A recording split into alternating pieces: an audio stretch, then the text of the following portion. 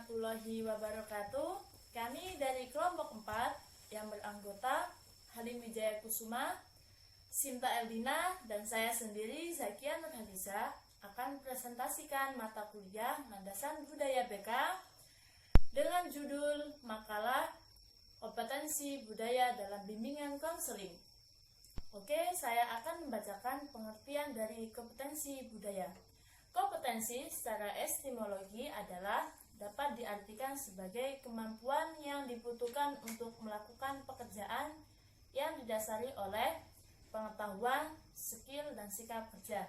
Sehingga dapat dikatakan bahwa kompetensi itu adalah kemampuan seseorang yang terobservasi yang mencakup pengetahuan, keterampilan, dan sikap kerja dalam menyelesaikan suatu masalah atau tugas sosial dengan standar perform yang ada. Budaya sendiri merupakan gambaran dari perilaku orang-orang yang muncul dari interaksi interpersonal mereka. Budaya dapat mencakup gagasan, nilai, dan asumsi tentang kehidupan yang dibagikan secara luas. Dari sudut pandangnya, budaya terbagi menjadi dua, yaitu budaya objektif dan budaya subjektif. Budaya objektif adalah budaya yang tampak atau dapat terlihat, misalnya artefak, pakaian, makanan, dan lain-lain. Budaya subjektif adalah budaya yang tidak tampak namun bisa dirasakan, misalnya sikap, norma, dan nilai dan lain-lainnya. Sehingganya budaya dapat memberi identitas, kepercayaan, nilai-nilai, dan perilaku. Menurut pernyataan di atas, dapat disimpulkan bahwa kompetensi budaya adalah kemampuan yang dibutuhkan dalam memahami suatu perilaku seseorang secara observasi, mencakup pengetahuan, skill, dan sikap kerja yang baik sehingga dapat terselesaikan masalah-masalah yang ada dalam suatu budaya tersebut.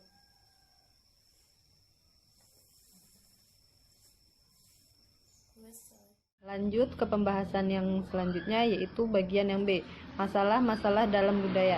Dalam masyarakat yang berbudaya, maka sewajarnya banyak akan terjadi konflik di dalamnya, baik individu maupun kelompok. Nah, di sini kami akan menjabarkan beberapa konflik atau masalah yang terjadi akibat perbedaan budaya.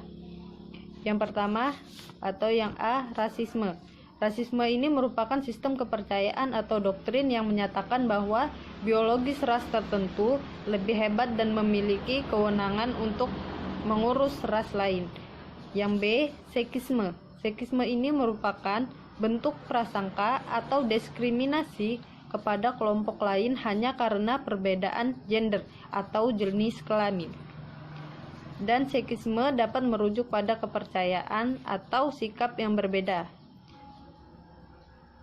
Yang pertama, kepercayaan bahwa satu jenis kelamin atau seks lebih berharga dari yang lain. Yang kedua, chauvinisme, pria atau wanita. Yang ketiga, sifat misoginis, yaitu kebencian terhadap perempuan, dan misandri, yaitu kebalikannya, kebencian terhadap laki-laki. Dan yang selanjutnya, ketidakpercayaan kepada orang dalam seks yang berbeda. Yang C, heterosekisme. Secara etimologi berasal dari bahasa Yunani, yaitu heteros yang berarti berbeda atau lain, dan seks yaitu jenis kelamin. Jadi maksudnya adalah sistem ideologi atau aliran yang menyangkal, merendahkan, menstigmatisasi segala bentuk perilaku, identitas, hubungan, atau komunitas yang tidak heteroseksual. Heterosekisme menyebabkan bermacam efek dari setiap orientasi seksual. Namun yang paling utama, heterosekisme paling anti dengan GLBT, kekerasan, dan pelecehan. Masuk ke dalam pembahasan yang ketiga, yaitu upaya konselor menyelesaikan masalah-masalah dalam konflik budaya rasisme, seksisme, dan heteroseksisme. Sebagaimana yang sudah pemakalah jabarkan di dalam pembahasan, bahwasanya di dalam bermasyarakat yang berbudaya akan terjadi beberapa konflik antar individu maupun kelompok, dikarenakan perbedaan cara pandang dan pengetahuan dalam melihat suatu budaya yang ada. Adapun upaya seorang konselor dalam mengatasi persoalan ini sesuai permasalahan budaya yang sudah dipaparkan, antara lain, dalam menangani kasus rasisme dapat dilakukan beberapa cara sebagai berikut. 1. Seorang konselor memberikan masukan terhadap orang pendatang. Yang utama adalah melakukan pengamatan. Proses ini dapat dilakukan dengan interaksi langsung ataupun dengan hanya ikut kegiatan-kegiatan terbuka tanpa harus menjadi pihak yang diamati. Yang kedua, tidak terpaku pada komunitas daerah asal. Yang ketiga, tidak banyak bertingkah laku negatif. Yang keempat, tidak membalas diskriminatif atau rasisme dengan tindakan yang lebih menyakiti banyak pihak. Yang kelima, memaafkan diri sendiri dan orang lain.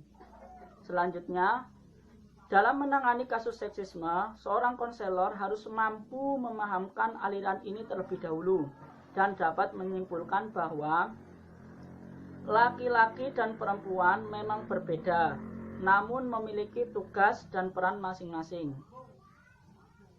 Selanjutnya, adanya perbedaan tugas antara laki-laki dan perempuan tidak membuat peran salah satunya menjadi yang lebih penting dari peran lainnya.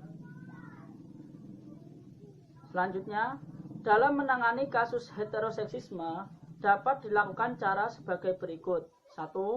Memberikan penengahan bahwasanya setiap individu manusia memiliki hak asasinya tersendiri.